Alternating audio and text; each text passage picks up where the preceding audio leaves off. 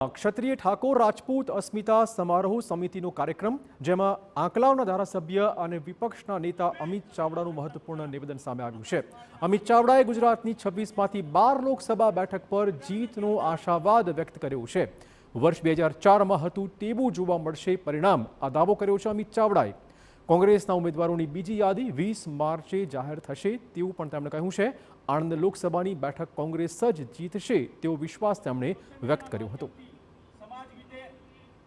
આ 2024માં પરિવર્તન માટે મત કરશે ને ગુજરાતમાં પણ 2004ની જેમ 26માંથી 12 કરતાં વધારે સીટો પર લોકોના આશીર્વાદ કોંગ્રેસને મળશે. દેશમાં સત્તા પરિવર્તન થશે.